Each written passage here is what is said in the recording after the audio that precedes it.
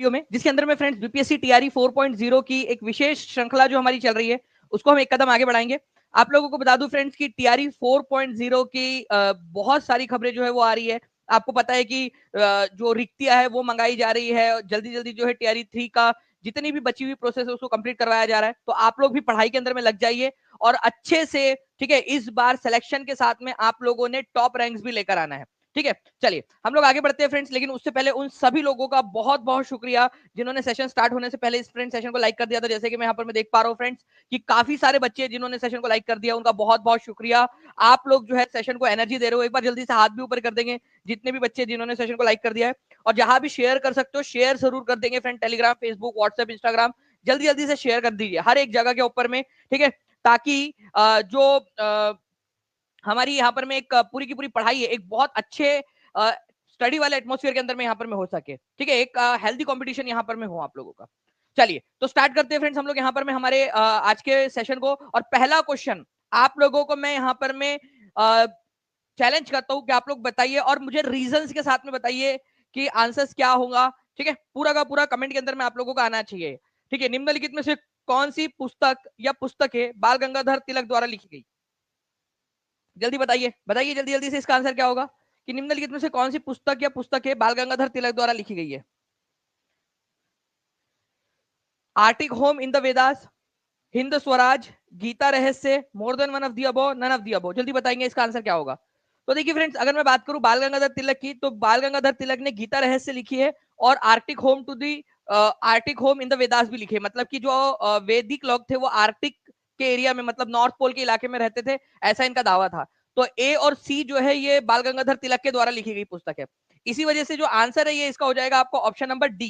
केवल 40% लोगों ने सही आंसर दिया था, 40% लोगों ने।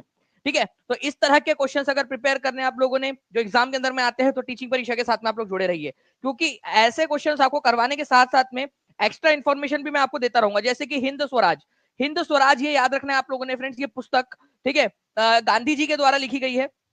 गांधी जी के द्वारा लिखी गई। गांधी जी ने इस पुस्तक को 1909 के अंदर में लिखा था और यह पुस्तक लिखी गई थी गुजराती भाषा के अंदर में, गुजराती भाषा के अंदर में हिंद स्वराज। इसके अंदर में गांधी जी ने जो वेस्टर्न जो डेवलपमेंट हो रहे थे, इंडस्ट्रियल रिवॉल्यूशन हो रहा था, इंडस्ट्रियल कैपिटलाइजेशन हो रहा था, ठीक है, मर्केंटलिज्म जो हो रहा था, ठीक है, वाणिज्यकरण, उसको जो है फ्रेंड्स उन्होंने विरोध किया। उन्होंने कहा कि भाई अगर इंडस्ट्रियल रिवॉल्यूशन होगा तो उससे जो छोटे जो मजदूर है या फिर कारीगर है उनका बहुत ज्यादा नुकसान हो जाएगा। तो गांधी जी जो है वो हिंद स्वराज के अंदर में देखने के लिए मिलता है कि वो इंडस्ट्रियल रिवॉल्यूशन के खिलाफ थे। ठीक है, उनका मानना था कि इंडस्ट्रियल रिवॉल्यूशन से नुकसान होगा। तो आंसर जो है फ्रेंड्स यहाँ पर में अगर पूछा जाए कि हिंद स्वराज किसकी पुस्तक है तो आप लोग याद रख लीजिएगा गांधी जी की पुस्तक है। ठीक है, चलिए नेक्स्ट पॉइंट की तरफ में हम लोग आगे बढ़ते हैं फ्रेंड्स आप लोगों के। ठीक है, आप लोगों का आंसर इसका मोर देन वन ऑफ दिया हो जाएगा, Arctic home in the Vedas and Gita Rahasya. लिख दीजिए सभी लोग, ये दो बुक लिखिए और लिखिए यहाँ पर में बाल गंगाधर तिलक, ठीक है, और हिंद स्वराज गांधी जी के द्वारा। बाल गंगाधर तिलक ने एक नारा दिया था, आप लोगों को याद है? ठीक है, उन्होंने नारा दिया था, ठीक है, स्वराज मेरा जन्म सिद्ध अधिकार है और इसको मैं लेकर रहूंगा। तो स्वराज मेरा जन्म सिद्ध अधिकार है, ये नारा किसने दिया था? ये आप लोगों के बीपीएससी के एग्जाम के अंदर में आया हुआ क्वेश्चन है। ठीक है, किसने दिया था ये नारा? स्वराज मेरा जन्म सिद्ध अधिकार है, बाल गंगाधर तिलक के द्वारा दिया गया नारा है। तो ये भी एक इंपॉर्टेंट क्वेश्चन आप लोगों को मैंने बता दिया, इसको भी याद रखिए, कभी भी रिपीट हो सकता है क्वेश्चन। चलिए नेक्स्ट क्वेश्चन की तरफ में हम लोग आगे बढ़ते हैं फ्रेंड्स आप लोगों का। कृष्णदेव राय ने विजयनगर के पास अपनी मां के नाम पर किस उपनगरीय शहर की स्थापना की थी? देखिए फ्रेंड्स, आप लोगों को बता दूं कि ये दक्षिण भारत के अंदर में यहाँ पर में आपका विजयनगर साम्राज्य था। ठीक है, वैसे पहले बहुत छोटा था लेकिन धीरे धीरे धीरे धीरे ये साम्राज्य बड़ा होता गया। तो कृष्णदेव राय जो थे उन्होंने एक शहर की स्थापना की थी, ठीक है, दक्षिण भारत के अंदर में। तो आप लोगों को बताना है कि उन्होंने उसका नाम जो है वो अपनी मम्मी के नाम पे रखा था। एनसीईआरटी बेस्ड क्वेश्चन है, एनसीईआरटी का थोड़ा हाई लेवल क्वेश्चन। चलिए तो फ्रेंड्स, जो नगलापुरम नाम की जो जगह है दक्षिण भारत के अंदर में, वो उन्होंने क्या किया था? अपने मम्मी के नाम पे रखी थी कृष्णदेव राय ने। ठीक है, तो कृष्णदेव जो है ये याद रखना है आप लोगों ने, दक्षिण भारत के अंदर में विजयनगर अंपायर के शासक थे। ठीक है, उन्होंने अपनी माँ के नाम पर जो है नगलपुरम, ठीक है, नाम से एक उपनगर की स्थापना की थी, नगलपुरम नाम की जगह की स्थापना की थी। ठीक है, विजयनगर जो उनकी राजधानी थी, विजयनगर साम्राज्य की राजधानी, उसके पास में ही। ठीक है, और जो कृष्णदेव राय है, ठीक है, आप लोगों को पता होगा कि इन्हीं के समय के अंदर में आप लोगों को तेनाली रामा का जो उल्लेख है वो मिलता है। जैसे अकबर के समय में बीरबल का उल्लेख मिलता है, वैसे ही तेनाली रामा का उल्लेख जो है आपको इन्हीं के समय में मिलता है। ठीक है, चलिए नाउ फ्रेंड नेक्स्ट एक क्वेश्चन आप लोगों का, आप लोगों को बता दूं कि निम्नलिखित में से किस संगठन को 2025 के लिए सुभाष चंद्र बोस आपदा प्रबंधन पुरस्कार मिला है। ठीक है, तो 2025 के लिए आपदा प्रबंधन पुरस्कार जो है किसको मिला है, और ये फ्रेंड्स अभी इसकी जो है घोषणा कल ही हुई है। ठीक है, और मैंने कल आपका विकिपीडिया, आप लोगों को पता होगा विकिपीडिया जो है वो सार्वजनिक स्रोत है, उसके अंदर में आप लोग एडिट कर सकते हो, तो मैंने कल इसको विकिपीडिया पे भी अपडेट कर दिया है। ठीक है, अगर मैं आपको दिखाना चाहूँ तो जस्ट अ सेकंड, इसको कल मैंने विकिपीडिया के ऊपर में 2025 वाला डाल भी दिया है, आप लोग अगर चाहो तो चेक भी कर सकते हैं।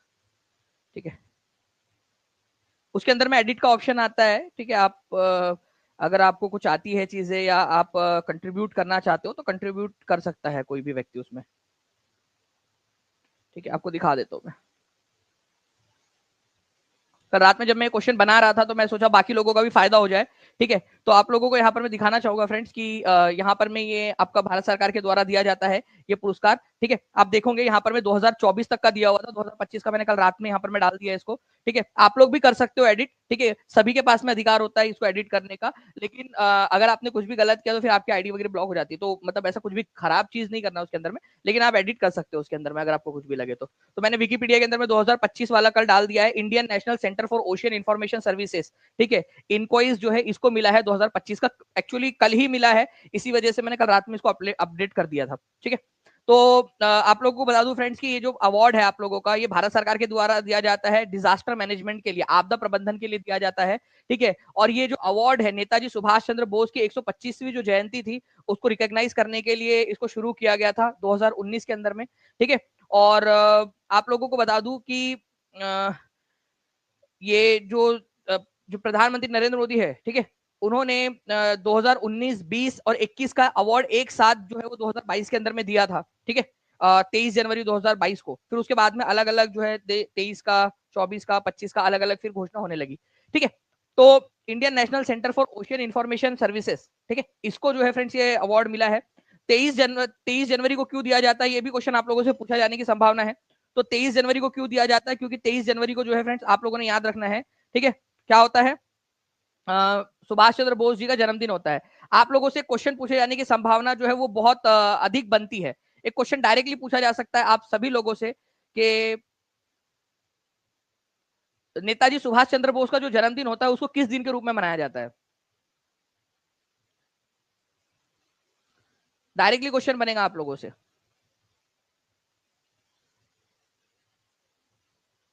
वेरी गुड फ्रेंड्स, बहुत बढ़िया, आप लोगों के आंसर्स आ रहे हैं। पराक्रम दिवस के रूप में मनाया जाता है ना। तो नेताजी सुभाष चंद्र बोस का जो जन्मदिन होता है, ठीक है, सुभाष चंद्र बोस जी का जो जन्मदिन होता है 23 जनवरी को, ठीक है, उसको हम पराक्रम दिवस के रूप में मनाते हैं। पराक्रम दिवस के रूप में मनाते हैं, ये याद रखना है आप लोगों ने।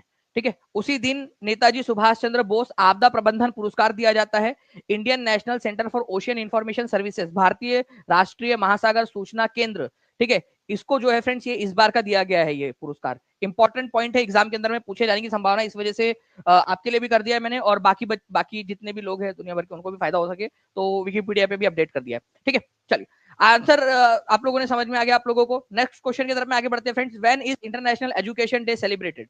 ठीक है, अंतरराष्ट्रीय जो है यहाँ पर राष्ट्रीय अंतरराष्ट्रीय शिक्षा दिवस कब मनाया जाता है, जल्दी बताइए आप लोग। अच्छा चलो, यहाँ पर मैं बात हो गई अंतरराष्ट्रीय शिक्षा दिवस की। राष्ट्रीय शिक्षा दिवस कब मनाया जाता है, ये भी बता देंगे आप सभी के सभी। ठीक है, देखिए अगर मैं बात करूं आप लोगों से इंटरनेशनल एजुकेशन डे की, तो इंटरनेशनल एजुकेशन डे जो है आप लोगों का ये मनाया जाता है 24 जनवरी को। ठीक है, 24 जनवरी को। इस बार की थीम थी एआई एंड एजुकेशन, परसिवरिंग, ठीक है, human agency in world of automation.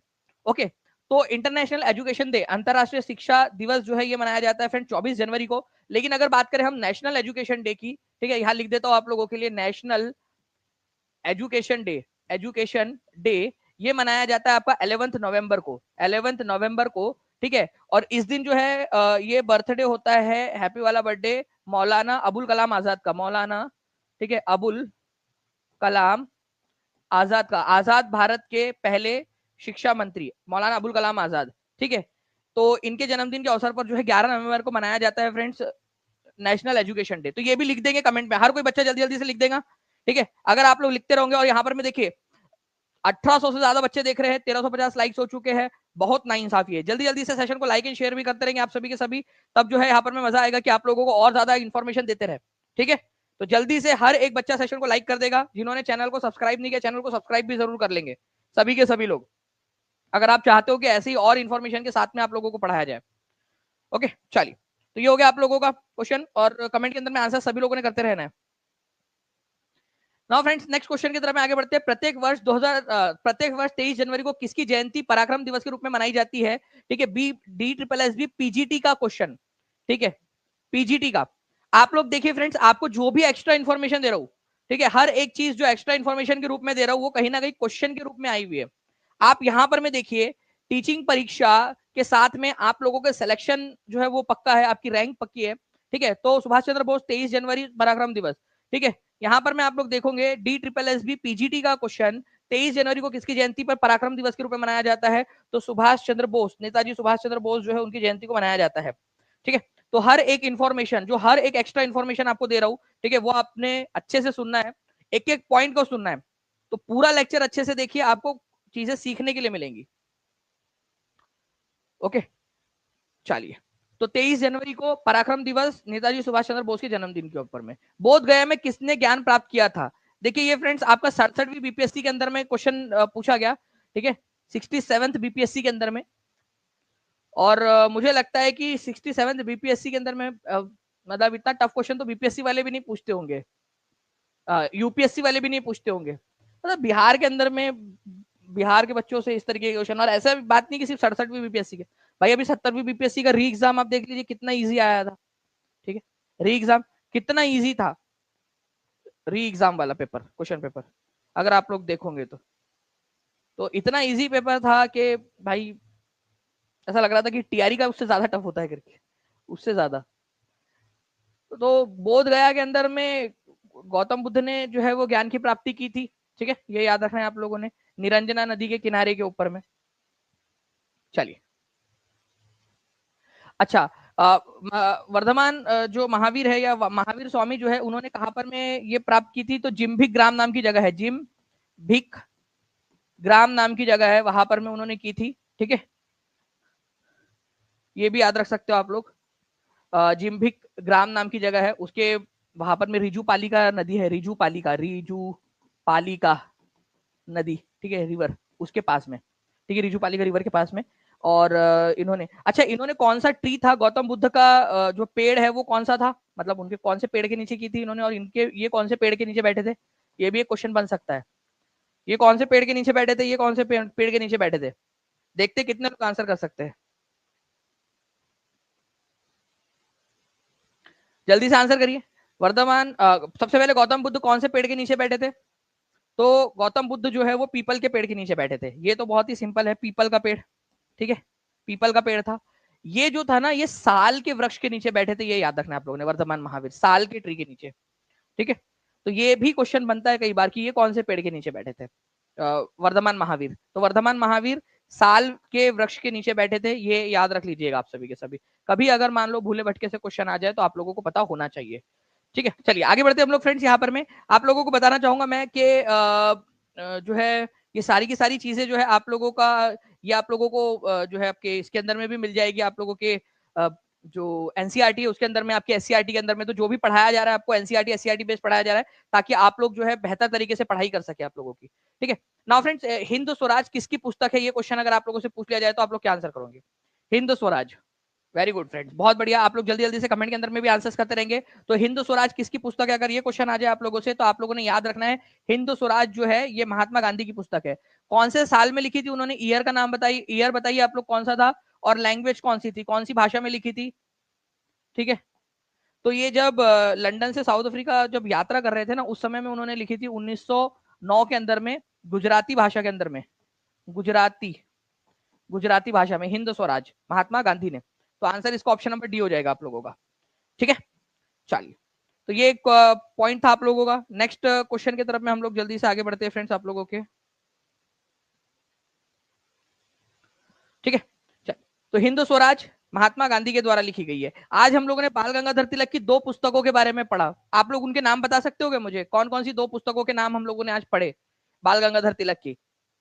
अगर याद आ रहा है, थोड़ा सा भी याद आ रहा है तो बताइए जल्दी जल्दी से। अगर थोड़ा सा भी याद आ रहा है आप लोगों को तो बताते जाइए जल्दी जल्दी से। बाल गंगाधर तिलक की 2 पुस्तकों के बारे में हम लोगों ने आज पढ़ा है, कोशिश तो करो।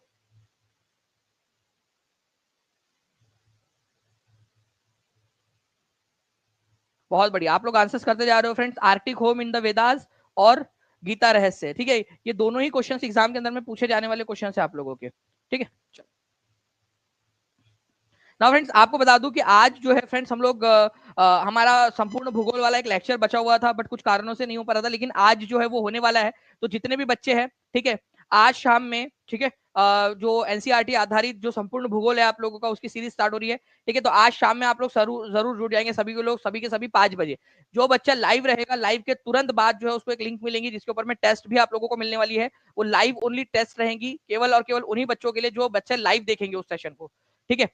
तो जो बच्चे यहाँ पर में टेस्ट भी देना चाहते हैं वो लोग जो है तुरंत 5 बजे, एग्जैक्ट 5 बजे जो है जुड़ जाना है आप लोगों ने, ठीक है।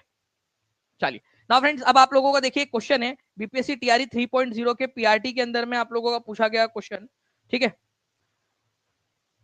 ये आई थिंक शायद से आप लोगों का कैंसल्ड पेपर वाला जो क्वेश्चन था उसके अंदर में आया हुआ था ये आप लोगों का, ठीक है। अब देखिए इसके अंदर में क्या पूछा आप लोगों से, ब्रॉड गेज रेलवे लाइन का आकार क्या होता है, ब्रॉड गेज। देखिए आप लोगों को ना ब्रॉड गेज रेल और जो है बाकी की जो रेलवे लाइन रेलवे है उनका पता होना चाहिए आपको, ठीक है। मीटर गेज क्या होता है आप लोगों का, ओके। और आप लोगों का एक होता है नैरो गेज, नैरो गेज क्या होता है ये भी आप लोगों से पूछा जा सकता है, ठीक है।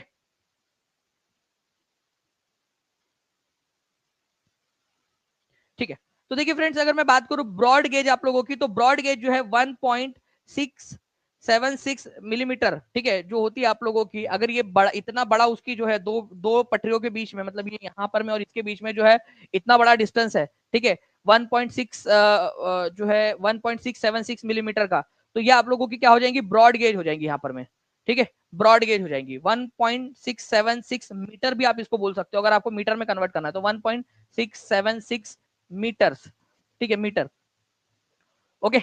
चलिए अगर मैं बात करूं आप लोगों से फ्रेंड्स मीटर गेज की, एक होता है metre gauge, metre gauge, metre, ठीक है, गेज, मीटर गेज। जैसे ये ब्रॉड गेज है वैसे ही मीटर गेज होता है, ये 1000 मीटर का होता है, 1000 जो है आप लोगों का एमएम का होता है, मतलब कि 1 मीटर का होता है। तो 1 मीटर का अगर है, दोनों के बीच में अगर 1 मीटर का गैप है तो उसको मीटर गेज बोलेंगे आप लोग, ठीक है। तो मीटर गेज आप लोगों ने याद रखना है कि आप लोगों का क्या होता है, आप लोगों का 1 मीटर की जो है गैप इसके अंदर में होंगी, ये एक आप लोगों से पूछा जा सकता है। इसके अलावा जो है फ्रेंड्स आप लोगों से एक पॉइंट बनता है आप लोगों का नैरो गेज का, ठीक है। तो इसको भी याद रख लेना आप लोगों ने, नैरो गेज किसको बोलते हैं, ओके। तो नैरो गेज जो है फ्रेंड्स दो लिमिट्स के बीच में आप लोगों का 0.762 या 0.610, ठीक है। आपको लिख देता हूं मैं यहां पर मैं नैरो गेज के बारे में भी, ठीक है। अगर आप लोगों से नैरो गेज पूछ लिया जाए, नैरो गेज आप लोगों से पूछ लिया जाए, तो या तो ये 0.610 होगा या फिर 0.762 mm, ठीक है। मीटर आप लोगों का भी यहाँ पर में हमने इसमें लिखा है 0 पॉइंट में लिखा है तो मीटर, इनके बीच में अगर है तो आप लोगों का ये क्या माना जाएगा, आप लोगों का ये नैरो गेज माना जाएगा, ठीक है। तो कई जगह पे जो है ये वाला फॉलो किया जाता है नैरो गेज के लिए इतना डिस्टेंस, और कई जगह पे नैरो गेज के लिए इतना डिस्टेंस फॉलो किया जाता है, ठीक है। तो दोनों ही आप लोगों के क्या होते हैं, नैरो गेज है, 0.610 और 0.762 मीटर, ठीक है। तो ये इंपॉर्टेंट है, आप लोगों का पूछे जाने की संभावना है।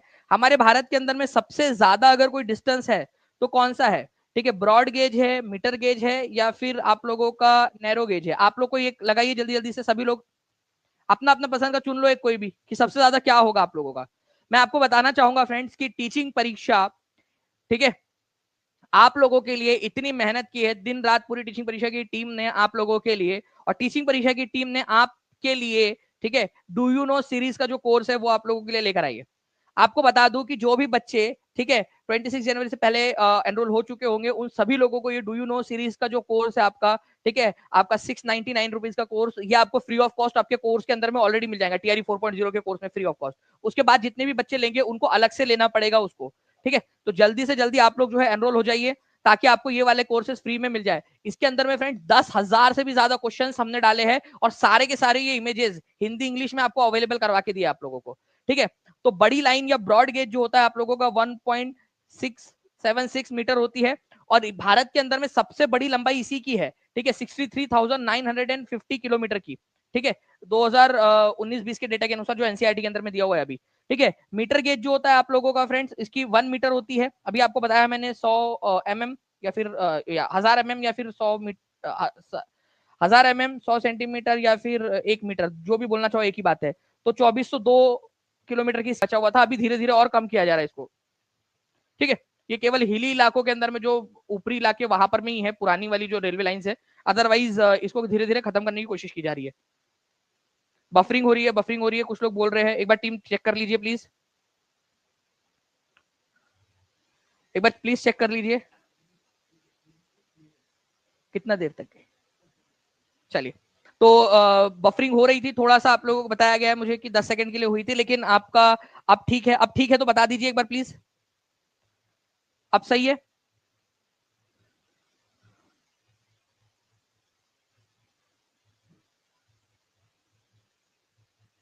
चलिए, तो आप लोगों ने सभी ने देख लिया फ्रेंड्स कि आपका डू यू नो जो है, एनसीईआरटी डू यू नो, ये कितना इंपॉर्टेंट है। तो जो भी बच्चे हैं जो टीचिंग परीक्षा के साथ में जुड़ना चाहते हैं, जल्दी से जुड़ जाए, ताकि आपको ये अलग से ना लेना पड़े, ठीक है। तो 7611101101, 9697888844 ये नंबर आप लोगों का नीचे में दिया गया है। इस नंबर पे कॉल या व्हाट्सएप करके आप लोग जो है फ्रेंड्स इसके बारे में कोर्स में जानकारी ले सकते हो, या फिर टीचिंग परीक्षा एप्लीकेशन के साथ में भी आप लोग जुड़ सकते हो। इस तरीके की सारी चीजें आपको मिल जाएंगी वहां पर में, क्वेश्चंस आप लोगों को मिल जाएंगे, उसी के अंदर में भी डबल रिवीजन होंगी, एक तो कोर्स के अंदर में भी है और एनसीईआरटी में भी डाला है, तो दो जगह पे आपकी रिवीजन हो जाएंगी। तो जिन लोगों ने लिया हुआ है, ठीक है, ओके, जिन लोगों ने ले लिया है उनको कांग्रेचुलेशन, उनको NCERT do you know course मिल चुका है साथ में, और जो लोग बाद में लेंगे 26 के बाद में, उनको अलग से लेना पड़ेगा एनसीईआरटी डू यू नो का कोर्स, ठीक है। तो चलिए, ये सारा आप लोगों को जो है फ्रेंड्स यहाँ पर हमने दे दिया है। निम्नलिखित में से किस हड़प्पा स्थल पर हल की टेराकोटा पाई गई थी? बीपीएससी की 2016 की एग्जाम के अंदर में पूछा गया क्वेश्चन। चलिए, 1999 लाइक्स हो चुके हैं, एक लाइक दूर है हम लोग 2000 से, केवल 2800 बच्चे देख रहे हैं, जल्दी जल्दी से सेशन को लाइक भी करते रहेंगे आप लोग। पकड़ लो दानिश सर का हाथ और जुड़ जाओ टीचिंग परीक्षा के साथ, क्या बात है बिस्मार्क जी, ठीक है। देखिए, अगर हम लोग बात करेंगे फ्रेंड्स यहाँ पर मैं इस पर्टिकुलर क्वेश्चन की, तो निम्नलिखित में से किस हड़प्पा स्थल पर हल की टेराकोटा पाई गई है? मतलब कि हल जो है मिट्टी का बना हुआ एक खिलौने टाइप का हल आप लोगों को मिला है, ठीक है। मतलब कि इससे हम अंदाजा लगा सकते हैं कि उन लोगों को हल के बारे में पता था, ठीक है। हल इस तरीके से, ठीक है, जिससे मिट्टी में खुदाई की जाती है और खेती के अंदर में काम आता है। तो टेराकोटा एक होता है आप लोगों का, ठीक है, पदार्थ, जिसको रेत के अंदर में गम वगैरह मिलाकर जो उसको पीस कर वो बनाया जाता है टेराकोटा, ठीक है। चिकनी मिट्टी से भी कई बार बनता है ये।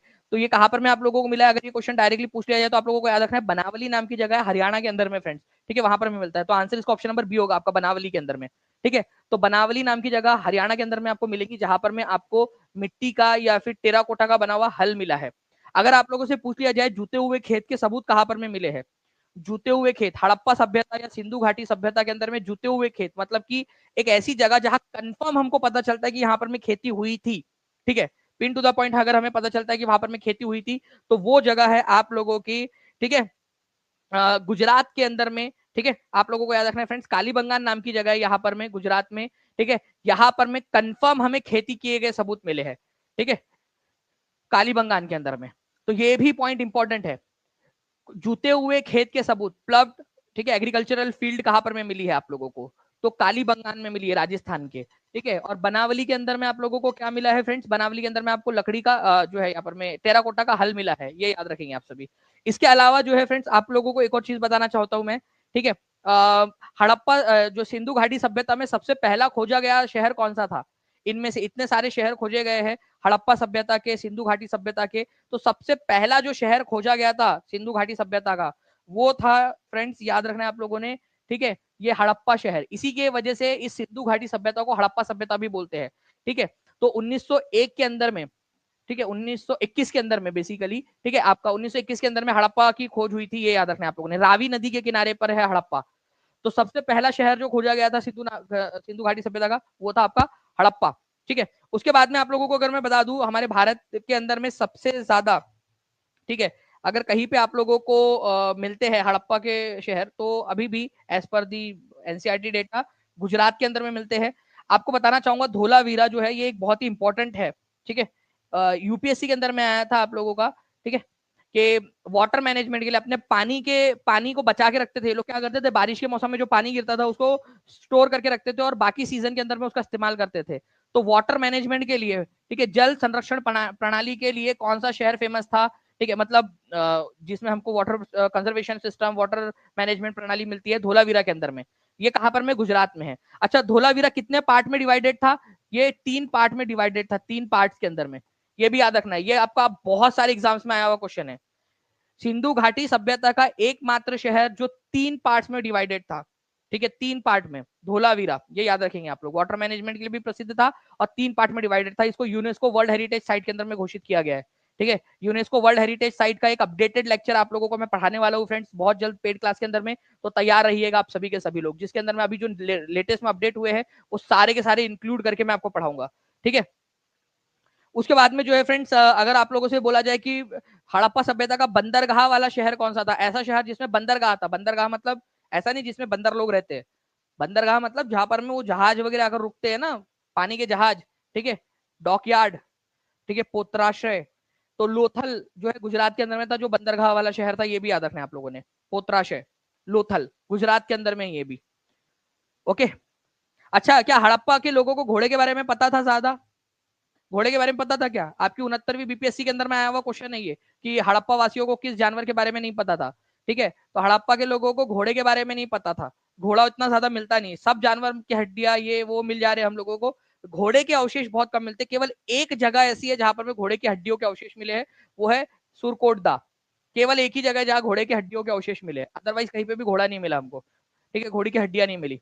तो केवल और केवल सुरकोटदा एक ऐसी जगह है जहां पर में घोड़ा मिला है। इससे पता चलता है, इससे हम अंदाजा लगाते हैं कि भाई ये जो हड़प्पा सभ्यता थी, ये इसमें घोड़े के बारे में इनको नहीं पता था। बाद में वैदिक सभ्यता के समय में, ठीक है, जब नॉर्थ ईस्ट एशिया से जो लोग आए वो अपने साथ में घोड़ा लेकर आए थे।